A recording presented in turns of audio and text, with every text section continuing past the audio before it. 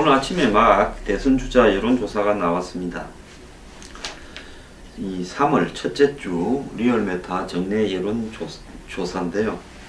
항상 이야기하지만은 여론조사가 맞는 건 아닙니다. 그냥 추세의 참고 요인으로 해라는 부분입니다. 저도 참고 요인으로 이야기할 뿐입니다. 문재인 후보가 35.2, 지난주보다 조금 올랐습니다. 안희정 후보가 떨어지니까 그러겠죠. 2등이 황교안 대행인데 지난주에 10.9로 많이 떨어졌었는데 다시 14.6으로 2등으로 올라갔습니다. 아마 특검의 연장을 거부함으로써 지지층에 의해서 이렇게 환영을 받았다, 이렇게 봐야 되고요. 지금 황 대행의 핵심 지지층은 누가 보더라도 전체 보수가 지금 많이 줄어서 한 35에서 40 된다 보면 그 중에 한 17, 8%는 탄핵 부분에 대해서 잘 못됐다, 하면 안 된다, 이렇게 하는 것이 베스트일 겁니다. 아마 수치로 봤을 때요.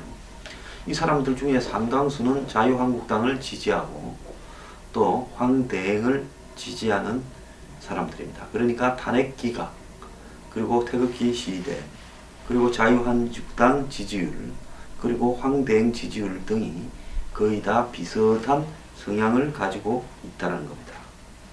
그 다음에 이들 외에 나머지 한 17, 8%, 많게는 한 20%가량은 제가 볼 때는 지금 박 대통령이 한 행태, 그 다음에 기존 보수 정당이나 보수에 앞장선 사람들의 행태에 대해서 실망을 해서 나는 이제 이 보수라는 입장을 이야기하기도 귀찮거니와 여론조사나 이런 부분에 입장을 밝히기도 싫다, 창피하다, 이런 사람들이 또 한 17, 8% 될 거라고 보고 있습니다. 자, 그래서 이 황 대행의 지지는 결국은 박 대통령의 탄핵 기각 지지와 일치한다고 봐야 되는데, 황 대행이 특검 연장을 거부하고 났음으로써 황 대행에 대해서 좀 최근에 존재감이 옅어졌는데 그 부분이 이번에 보완이 된 거다, 이렇게 보이고요. 안희정 지사는 이번에 18.9에서 지난주에 이번에 14.5로 황 대행의 0.1% 뒤져서 3등이 됐습니다. 전체적으로 안 지사의 상승률은 꺾이고, 제가 그랬지 않습니까? 20%대에 갔을 때 더 올라가기는 어려울 거다, 이제 추락해가는 형태가 되고 있습니다. 그리고 안철수 의원이 지난주보다 조금 올라서 10.9인데요. 조금씩 오르고 있습니다. 최근에 우클릭 행보가 나름대로는 일부 보수층의 지지까지도 받고 있다라고 봐야 될 거라고 봅니다. 지금 야권 지지층에서 안철수 의원의 지지가 새로 형성되어서 나올 가능성은 별로 없다라고 보고 있습니다. 이재명 시장은 10.1%로 지난주에 올라갔다가 이번에는 9%로 떨어졌습니다. 자, 이 시장은 행보가 좀 좌충우돌이기 때문에요. 조금씩 지지했다가 또 조금씩 빠졌다가 하는 행보를 이렇게 반복하고 있는데요. 그래도 9%, 10%대에서 잘 버티고 있습니다. 홍준표 경남지사가 지난주 3.6% 했는데 이번에 3.5로 0.1% 빠졌습니다. 중요한 것은 홍 지사 같은 경우에는 순식간에 치고 올라가야 의미가 있는데 이렇게 지체되어 있다는 부분은 결국 트럼프식의 이 말을 통한 공격만으로 자신의 지지율을 올리는 부분이 한계가 좀 있을 수도 있다는 겁니다. 여기서 근데 우리가 이 눈여겨봐야 될 것은 홍준표와 황교안, 이 두 사람이 서로 대체제지 보완제는 아니라는 겁니다. 이 두 사람은 제가 앞에 말씀드린 최대치 맥시멈이 17, 8%에 이를 걸로 보이는 강경 보수층, 탄핵 기각을 원하는 층, TK층, 그리고 60대 이상의 노령층 등이 뭉쳐있는 이 표들을 둘이서 갈라먹기 하는 부분입니다. 그러니까 황 대행이 올라가니까 홍 지사가 내려오는 거죠. 자, 홍 지사와 황 대행의 둘이 지지율 합계는 합쳐서 18.1%입니다. 그러니까 17, 8% 되는 강경 보수의 지지율을 이 두 사람이 사실상 좀 갉아먹고 있다. 이렇게 봐야 될 거라고 보고요. 나머지 뭐 후보들은 미미해서 별로 이렇게 이 집계에서 발표조차도 안 하고 있습니다. 황대행은 그럼 어디서 지지가 올랐느냐? 충청 수도권 TK 40대 이상 자유한국당 지지층 보수층에서 올랐다. 이렇게 봐야 될 거라 봅니다. 자, 이 유승민 의원 같은 경우에는 이제 이번에 2.7이고요. 손학규 2.1, 그리고 남경필 1.5, 심상정 1.3입니다. 나머지 지금 태극기 집회에 나와서는 뭐 이인재, 김문수 이런 사람들 지지율은 거의 지금 보이지가 않습니다.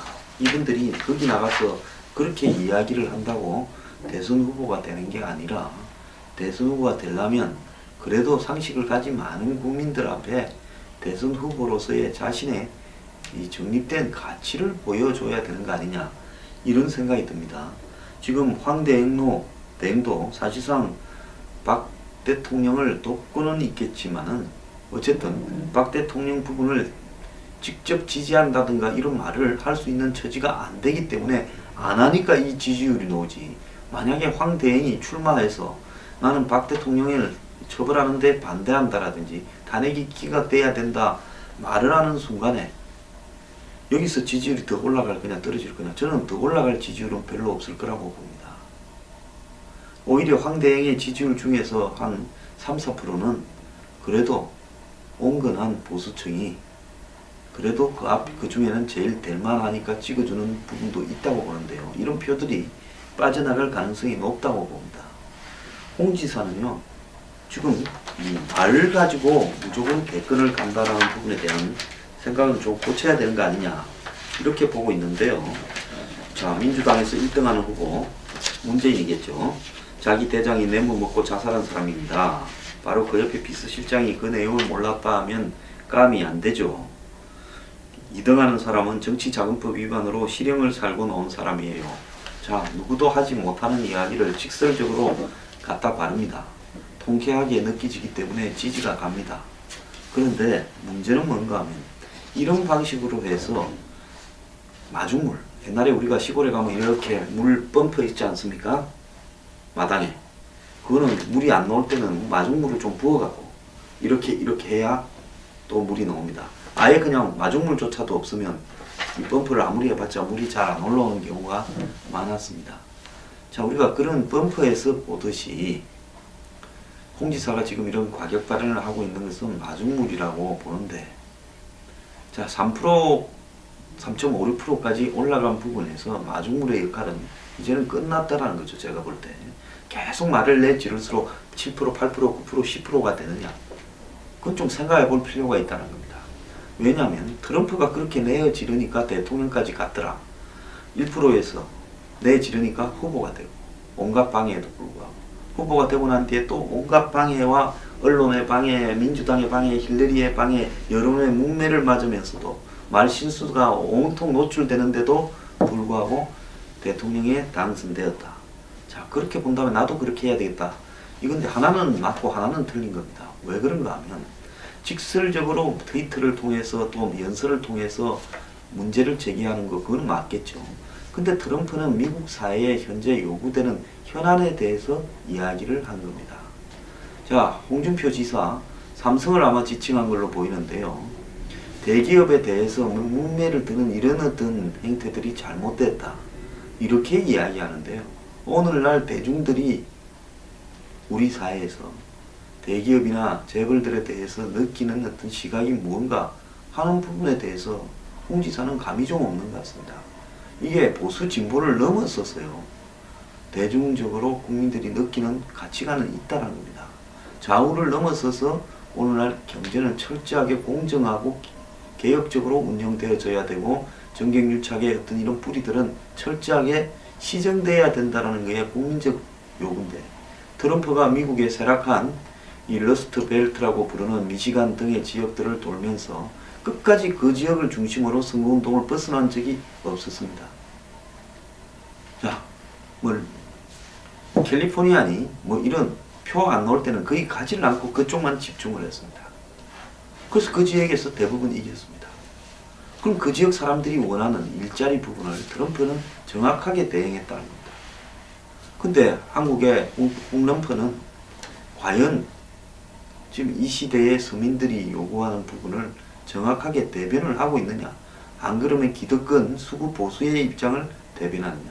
수구 보수의 입장을 대변한다면 홍럼프가 아무리 센 발언을 해도요, 그거는 그야말로 해프닝으로 치부되지 감동으로 이 서민 보수 대중들의 가슴에 와닿지는 않을 거라고 보입니다. 막말을 흉내내는 게 아니라 그 막말에 담겨있는 국민적인 정서에 대한 수렴도, 이것을 홍 지사는 고민해야 되는 게 아닌가 생각합니다. 자, 그리고요, 오늘 이 정우택 자유한국당 원내대표가요, 황대행이 대선 출마를 하고 싶다면 국국의 결단으로 출마 결정을 탄핵 전에 해야 될 거다라고 말을 했습니다. 제가 평소 하던 이야기하고 똑같은 이야기를 하지 않았습니까? 자, 만약 본인이 정말 출마할 생각이 있다면 탄핵 전에 해야 된다. 황대행이 출마하면 흥행 가능성이 높다. 황대행도 대선에 출마할 수 있다. 결정 여부는 높은 지지율이 계속될 것이나 국민의 대선 출마 요구 강도가 어느 정도 유지될 것이냐, 또 가장 중요한 것은 본인의 대권 출마에 대한 의지다. 이런 조건들이 다 고려돼서 확인된다면 출마할 수도 있다. 자, 그런데 하려 하면 탄핵 발표가 나기 전에 미리 해야 된다는 이야기입니다. 저는 맞다고 보고요. 황대행이 탄핵이 인용된 뒤에 그 다음에 대선 출마를 하겠다고 한다면, 한마디로 황대행은 모든 부분을 시기적인 상황에서의 이점만을 노리는 인물로 치부될 수 있을 거라고 봅니다. 어차피 출마를 하려 그러면 자유한국당의 경선 절차도 있는데 황대행 하나를 놓고 후보 자리를 띄워놓고 기다릴 수도 없을 겁니다. 다른 하겠다라는 사람들이 있는데요. 그럼 공당이 아니죠. 그렇다면 황대행이 박 대통령의 탄핵 인용 여부와 관계없이 대선이 조기 진행된다 하면 출마를 하겠다. 그리고 탄핵이 발표되는 날 그 여부하고는 관계없이 사표를 내고 출마를 선언하겠다. 이렇게 기자회견을 통해서 밝힐 필요가 있다는 겁니다. 그러지 않고 상황을 봐가면서 그 상황에서 이렇게 일이 굴러가는 모양을 보고 홍 씨가 내 입에 떨어질 때까지 기다리고 있겠다 하다가는 황대행은 출마 못하는 사태가 벌어질 가능성도 높다고 봅니다. 지금 거기에 비워놓고 기다리는 게 아니라 홍준표라는 맷집이 상당히 센 입이 걸출한 사람이 또 나타났습니다. 홍준표와 황교안은 지지율을 서로 갉아먹는 제로섬 단계지 시너지 효과가 나오는 후보가 아닙니다. 핵심 지지층이 지금 가장 강경한 우파 지지층에 기반을 두고 있다는 겁니다. 두 사람 모두요. 자, 그렇다면 여기서 이 두 사람은 서로 한 사람을 제압하기 위해서 먼저 승부수를 던지는 사람이 이길 거라고 보이는데요. 진짜 문제는 뭔가 하면 이 둘 중에 누가 되든 자유한국당 후보로요, 이 두 사람을 가지고 과연 보수표 40%도 안 되는 보수표라도 다 모을 수 있겠느냐. 보수표도 다 안 모일 거라는 게 제 생각입니다. 정말로요, 트럼프가 되고 싶다면 막말하는 외관만 흉내낼 게 아니라 그 막말에 담겨있는 배경에 대해서도 고민을 하고 흉내를 좀 제대로 내길 바랍니다.